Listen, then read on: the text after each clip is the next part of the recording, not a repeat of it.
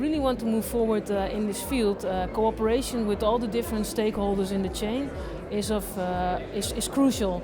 I mean, everybody here has like so much experience in the field of packaging, but people come from very different perspectives, and that's so interesting. And also seeing like different brands, and from an international perspective, you can learn so much. One reason is to be able to connect with my peers in the industry. I think it's good that we can align on milestones, evolution about sustainability, but also about branding. The target audience is really related to packaging, and the Perfect Sorting Consortium is dealing with packaging issues. We thought it was a good fit to disseminate this type of information.